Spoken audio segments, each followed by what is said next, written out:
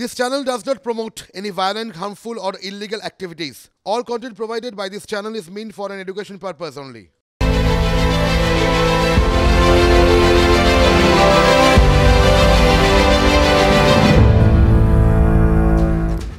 Special report এখন একটা সময় ছিল যখন রাজনীতির ভাষা ছিল রুটি কাপড়া মাকান।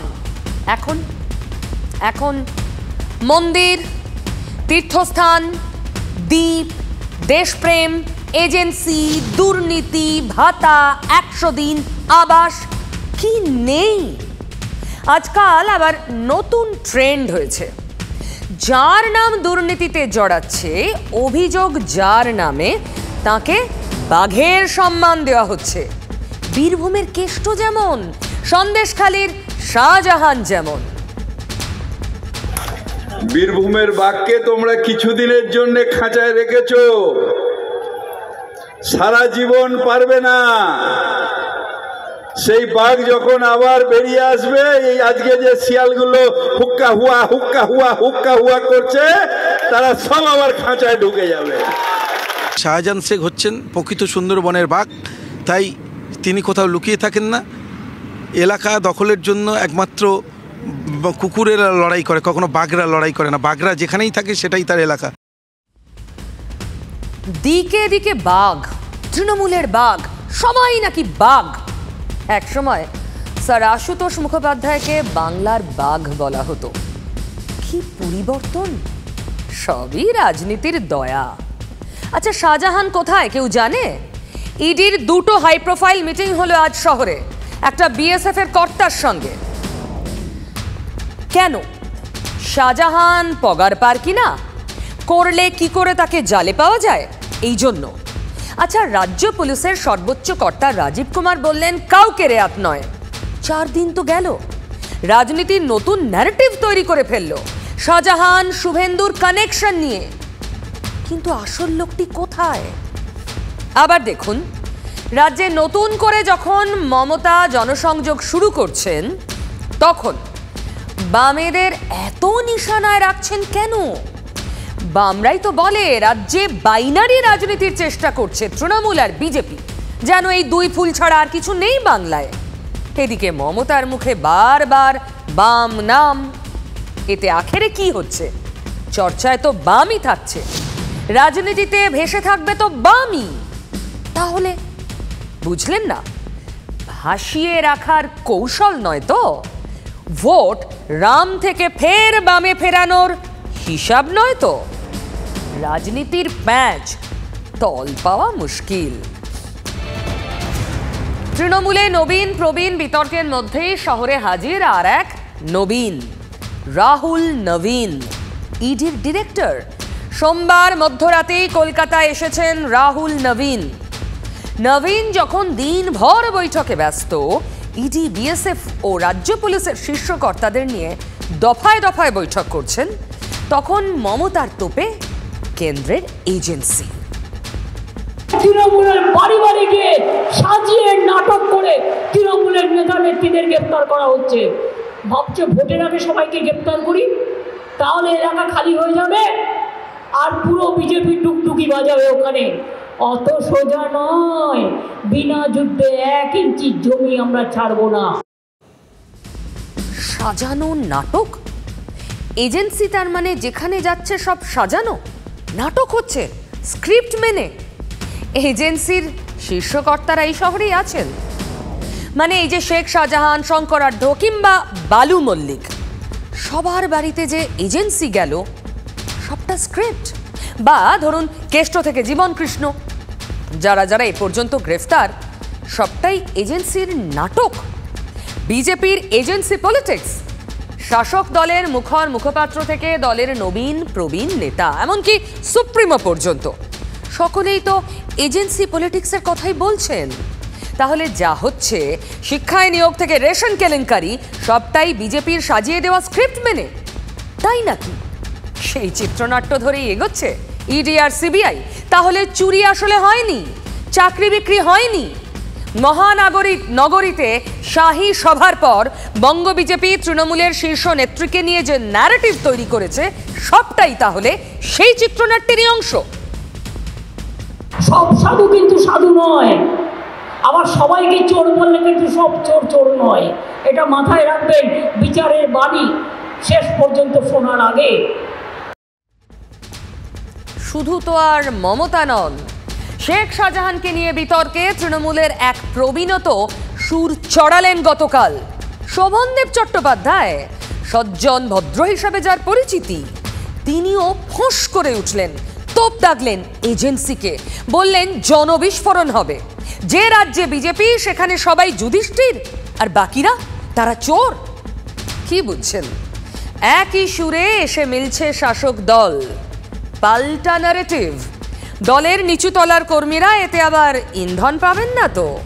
তখন দলের সুপ্রিমো সামাল দিতে পারবেন তো? তিনি যে আবার রাজ্যের মুখ্যমন্ত্রী, পুলিশ মন্ত্রীও। আরে ভাই, তো জনবিস্ফোরণ হবে পরেতে। এখন তো সব একটা জায়গায় হয়েছে, পরে সারা বাংলা জুড়ে জনবিস্ফোরণ হবে এবং ভারতবর্ষের যেখানে যেখানে বিজেপি সরকার নেই সেখানে ইডি যাচ্ছে আর সব যুধিষ্ঠির ছেলেপুলে। অনেক অত্যাচার আমাদের লোকেদের উপর হচ্ছে। গভর্নমেন্ট অফ ইন্ডিয়া চলছে, একটা এজেন্সির সরকার। আসামে হেমন্ত বিশ্ব শর্মা যুধিষ্ঠির ছেলে, যেখানে যেখানে বিজেপি সরকার আছে সেখানে ইডি সিবিআই দুর্নীতি দেখতে পাচ্ছে না। এই জনবিস্ফোরণ ভারতবর্ষে হবে। আর এই শোভনদেবের বক্তব্য নিয়ে বিতর্কে নতুন করে সরগরম রাজনীতি। শোভনদেবের বক্তব্যের ব্যাখ্যা দিতে মুখ খুলতে হয় দলের মুখর মুখপাত্রকে। একজন মন্ত্রী বলেছেন, আমি তাকে ভদ্রলোক বলে জানতাম, তিনি বলেছেন সেন্ট্রাল ফোর্স ইডি যেখানে যাবে সেখানে নাকি এরকম ঘটনা ঘটবে। এটা কি সন্ত্রাসবাদীদের দল হয়ে গেছে? শোভনদেব চট্টোপাধ্যায় যেটা বলেছেন সেটা বাংলার মানুষের ভাবনাটাকে, চিন্তা ভাবনার প্রতিফলন ঘটেছেন, কোনো হিংসাত্মক ঘটনার কথা বলেন। এটা জনবিস্ফোরণ নয়, এটা ক্রিমিনালদের, অপরাধীদের বিস্ফোরণ, অপরাধীদের সংগঠিত আক্রমণ। জনবিস্ফোরণ হলে ভালো লাগতো আমার, predetermined well organized assault.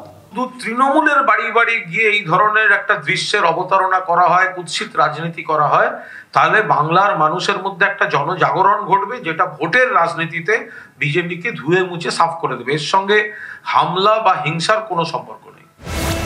তারপরেও একই সুরে তোপ দাগলেন চুঁচুড়ার বিধায়ক অসিত মজুমদার। ইডি তো যে কোনো লোকের মান সম্মান হানি করার জন্য ঘুরছে। ইডির এই কার্যকলাপ বাংলার মানুষ পছন্দ করছে না। অতএব কাউকে না জানিয়ে সকালবেলা রাত্রির বেলায় যদি হানা দেয়, এলাকার মানুষ যদি প্রতিরোধ করে, এটা নিয়ে বলার কি আছে? প্রতিরোধ হবে। আর শাহজাহানের অনুগামীরা ঘটনার পরদিন কি বলেছিলেন মনে আছে?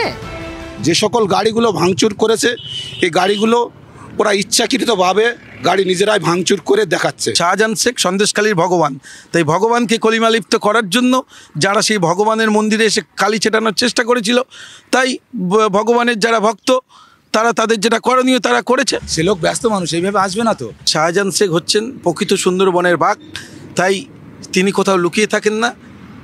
এলাকা দখলের জন্য একমাত্র কুকুরেরা লড়াই করে, কখনো বাঘরা লড়াই করে না। বাঘরা যেখানেই থাকে সেটাই তার এলাকা। সেই বাঘকে হাতে পেতেই তো মরিয়া ইডি। ইডির ডিরেক্টরকে পর্যন্ত কলকাতায় এসে দফায় দফায় বৈঠক করতে হচ্ছে। বিএসএফ থেকে রাজ্য পুলিশের শীর্ষকর্তা ব্যক্তি সকলের সঙ্গে বৈঠক সেরে রাজভবনেও গিয়েছিলেন রাহুল নবীন। এর মধ্যেই সন্দেশখালীর বাদশাকে নিয়ে জল্পনা।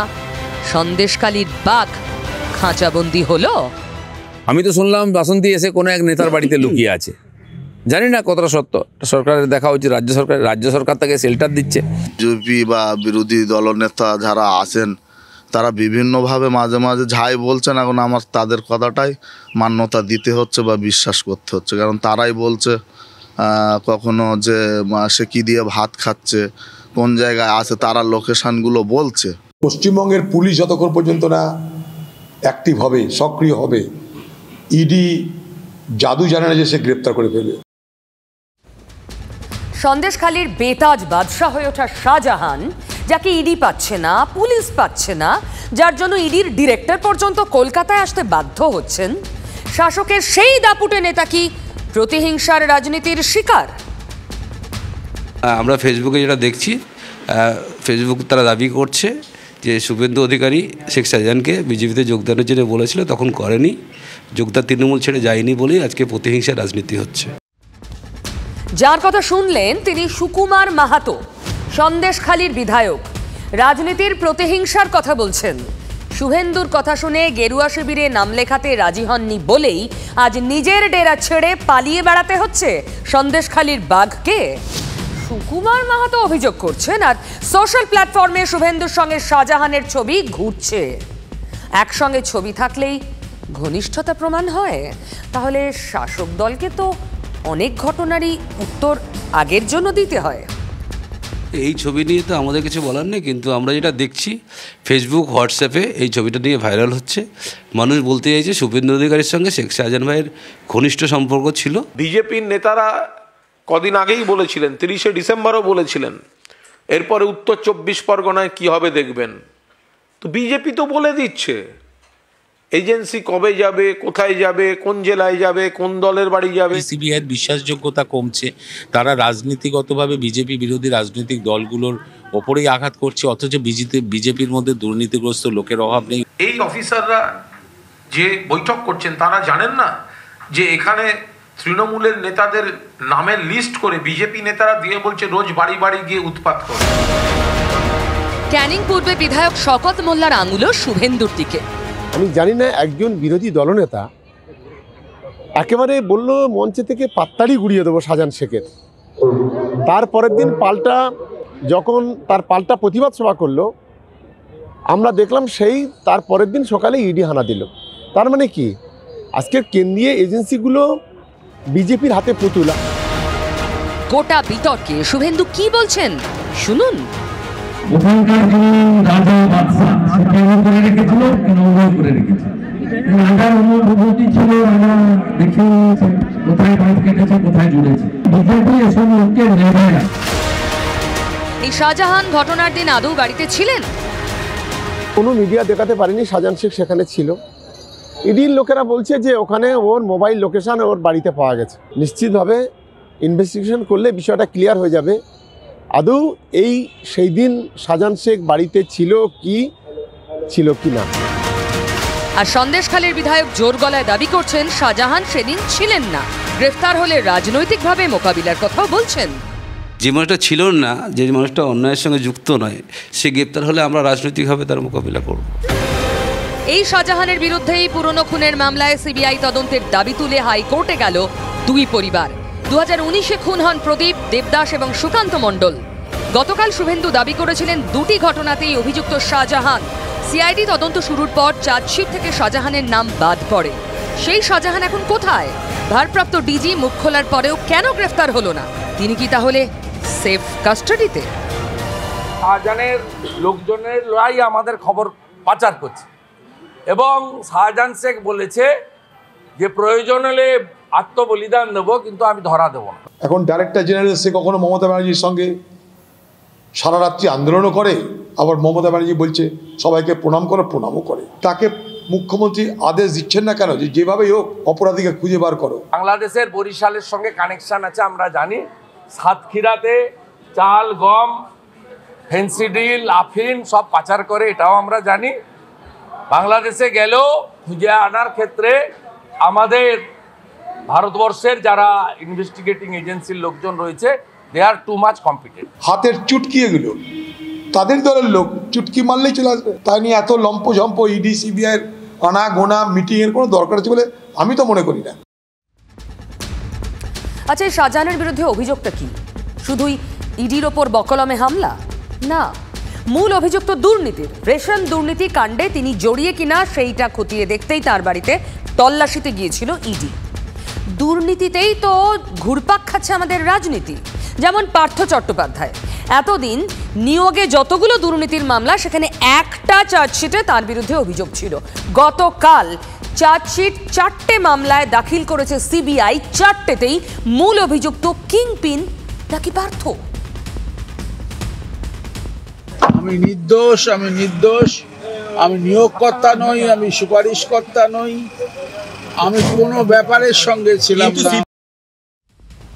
পার্থ যাই দাবি করে থাকুন, সিবিআই চার্জশিটে বলেছে গ্রুপ সি, গ্রুপ ডি, 9, 10, 11, 12 এই 4টে মামলার ক্ষেত্রেই, মানে দুর্নীতির মামলার ক্ষেত্রেই পার্থই কিংপিন, মানে দুর্নীতির মাথা পার্থ ছাড়াও আরো দুজনের নাম রয়েছে। একজন পার্থ চট্টোপাধ্যায়ের প্রাইভেট সেক্রেটারি সুকান্ত আচার্য, আর অন্যজন স্কুল সার্ভিস কমিশনের প্রাক্তন চেয়ারম্যান শর্মিলা মিত্র। 2018 এই শর্মিলা মিত্রর জন্য স্কুল সার্ভিস কমিশনের চেয়ারম্যান পদ থেকে ইস্তফা দিয়েছিলেন সুবীরেশ ভট্টাচার্য। তার জায়গায় বেহালা কলেজের প্রিন্সিপাল শর্মিলাকে এসএসসি চেয়ারম্যান করেছিল শিক্ষা দফতর। পার্থবাবুর উচিত যাকে যাকে টাকার ভাগ ওকে দিতে হয়েছে সেই নাম সহ তালিকাটা স্পষ্ট করা। মুখ্যমন্ত্রী ওকে মুশকিল আসান বলতেন, আর উনি বলছেন চাকরি তো আমিই দিয়েছি 2.5 লক্ষ। পরের যে কথাটা বলেননি যে 2.5 লক্ষ চাকরি পিছু টাকা আমি তো কালীঘাটেও পৌঁছে দিয়েছি। গোটা তৃণমূল দল, গোটা তৃণমূলের ক্যাবিনেট এই ব্যবস্থার সঙ্গে যুক্ত ছিল। আমি বিনা বিচারে 8 মাস ধরে পড়ে আছি, তাতে আমার দুঃখ নেই, কিন্তু সত্য একদিন উদ্ঘাটিত হবেই। আপনি মমতা বন্দ্যোপাধ্যায়ের উপর বিশ্বাসী? একদম 100%। তবে চার্জশিটে পার্থর পাশে আর এক মন্ত্রীরও নাম রয়েছে, পরেশ অধিকারী। মেয়ের চাকরি দিয়ে কি বিপাকে পড়লেন পরেশ? সিবিআই তার বিরুদ্ধে বিভিন্ন ধারা এনেছে, কঠিন ধারা। আচ্ছা, এগুলো দেখি আমরা। মেয়ে চাকরির লিস্টের ফার্স্টে 1 নম্বরের নাম এসে গেল, মানে যা ইচ্ছা চলছে। উনি টিএমসিতে ছিলেন না যখন তার মেয়ে অ্যাপ্লাই করেছিল, ততদিন তার চাকরিও হয়নি।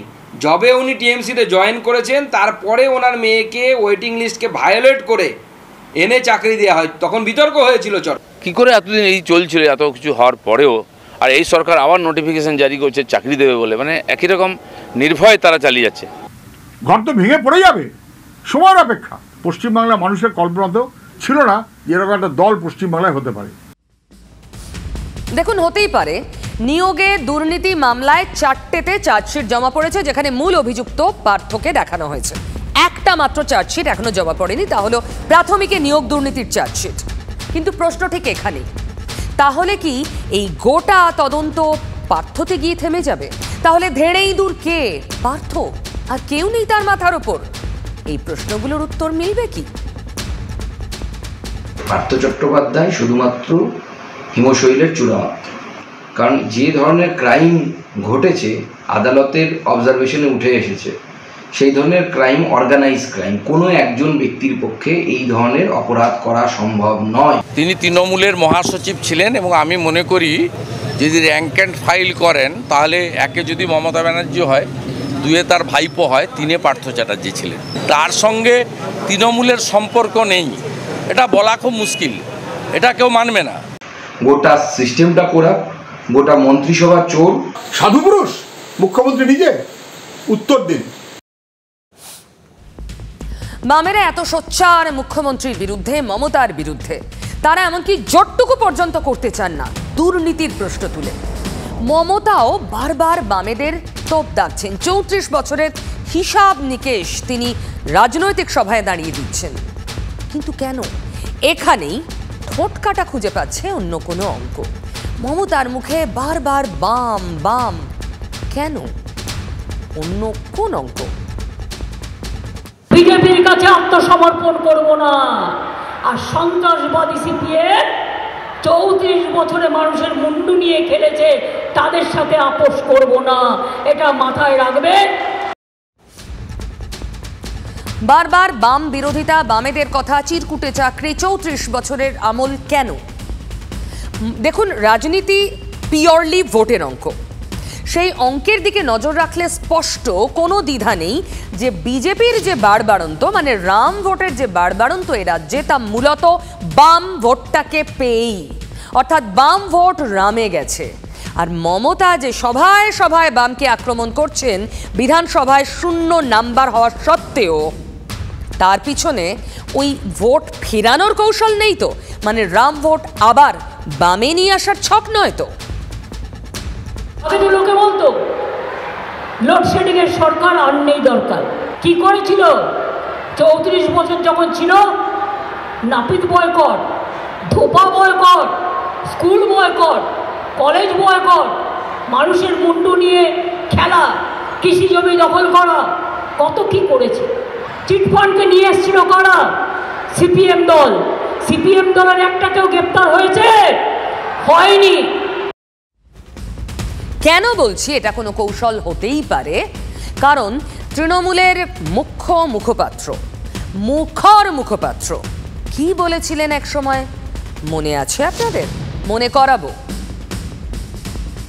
সিপিএম এর ভোটার নেই, যারা কন্যাশ্রী লক্ষ্মীর ভান্ডার পেয়েছেন তারা সব তৃণমূলকে ভোট দেবেন, আর যারা অন্ধ তৃণমূল বিরোধী তারা গিয়ে বিজেপিকে ভোট দেবেন।